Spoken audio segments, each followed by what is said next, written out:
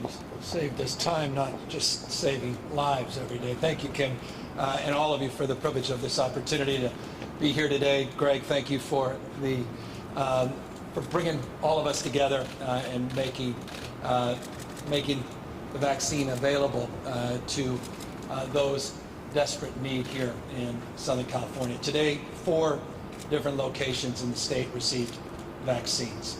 This was one of the critical sites. Over 17,000 vaccines are down in that ultra-cold refrigerator just downstairs here in the basement. In Southern California, down in San Diego, we had vaccines delivered, and of course up in Northern California at San Francisco General Hospital and St. Joseph Hospital, all the way up in Eureka. That's 4 sites today. Tomorrow, 24 additional sites will receive the vaccine, an additional 5 sites on Wednesday. You'll get a sense of the cadence as these vaccine numbers grow, as more and more vaccines are delivered. 33,150 doses were received today here in the state of California. Part of the commitment from Pfizer to provide the state of California 327,600 doses.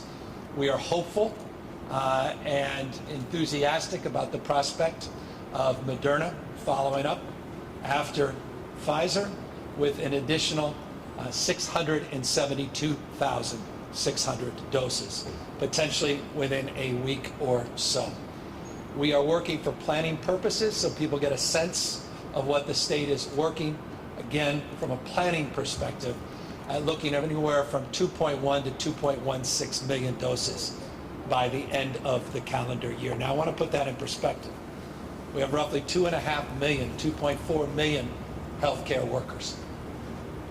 Today, we had 5 of our healthcare workers at least get the first shot of immunization, the first dose. In 21 days, they will be getting a subsequent dose. Let's put this moment in perspective. It is a day where we can lay claim to the fresh air of progress versus that stale air of normalcy.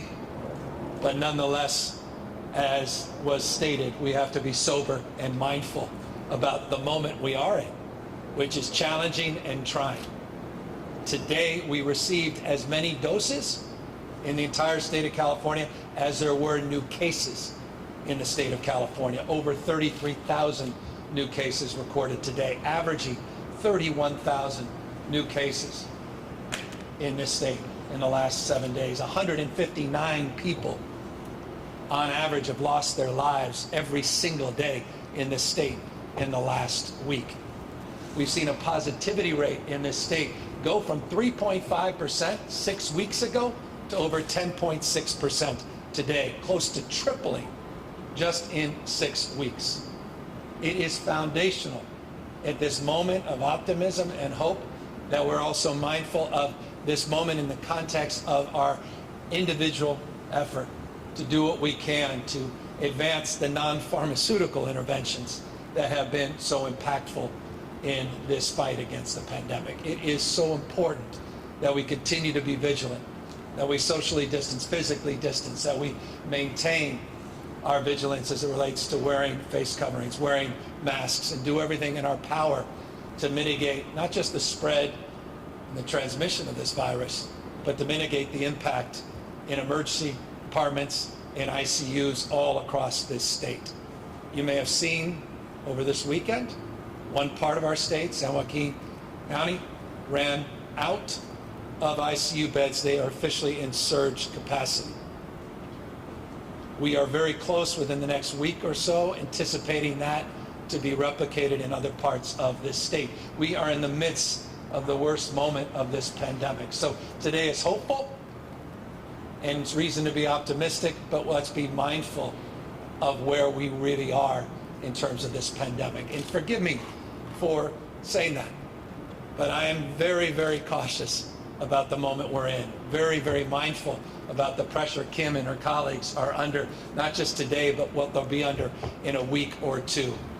And so this is an extraordinary day because we now are protecting those that have been protecting us. We are providing support finally for people like Kim. And Kim made the point, not only for herself, but allowing her to go home and not worry about her family like she was worried about before, not worrying about the stress and pressure she's placing on her loved ones each and every day. And so this is a big day in that respect, and it's a day to celebrate.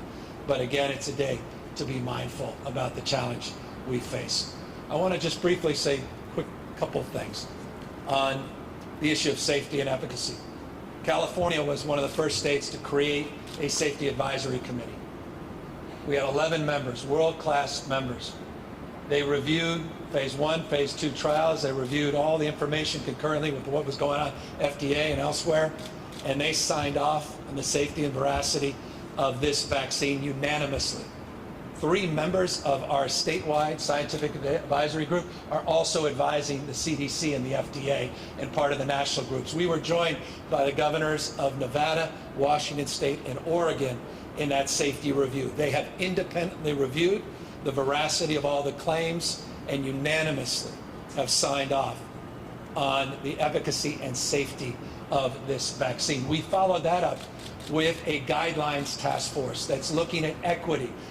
Supervisor Solis talks in terms of equity. We don't want to just talk about terms of equity, nor does she. We want to deliver on that substantively.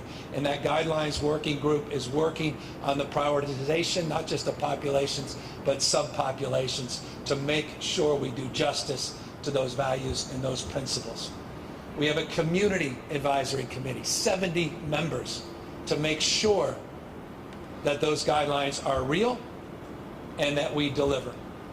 And I encourage folks that are curious about the next iteration of vaccines, meaning the next available group of individuals, to learn about that by going to the covid19.ca.gov website, covid19.ca.gov website. This community advisory process is transparent and it's public.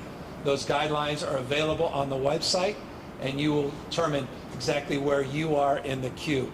And I encourage folks to actively engage and utilize that that website as a point of contact as we move forward through this next phase and through these next very, very challenging months.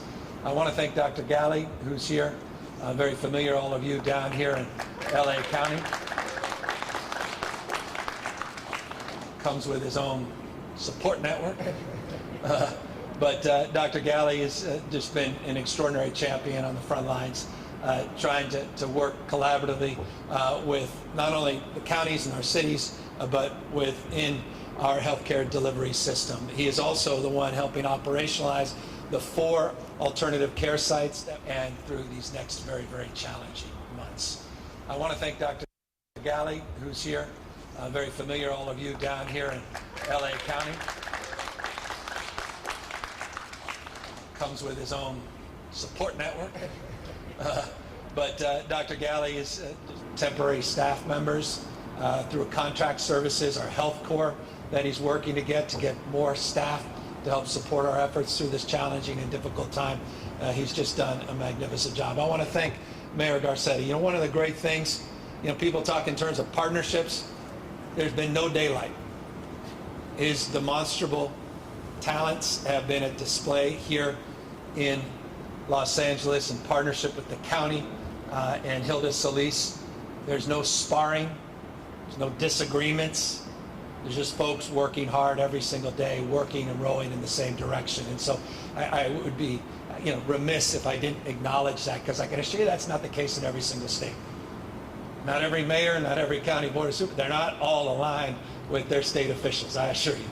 And so I just want to thank and acknowledge Mayor Garcetti for all his hard work and his counsel and advice, not just his work, but his leadership that that's not always demonstrable, because it's those quiet moments where he's making calls and encouraging us in areas where we're not seeing things like he's seen them at the local level.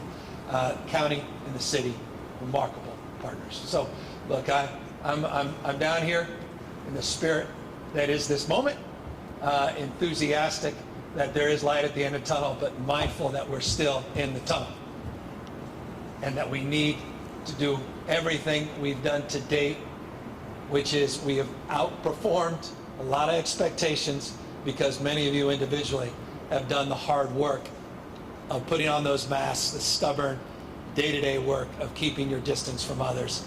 Let's not run the 90-yard dash.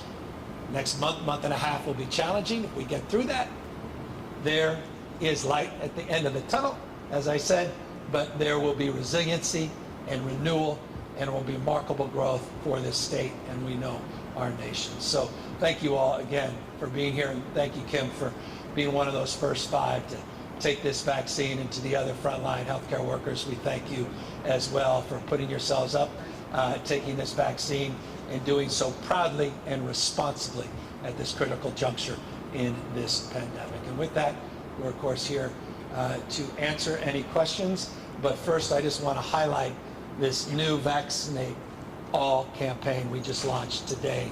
You'll be seeing a lot about on this. $32 million.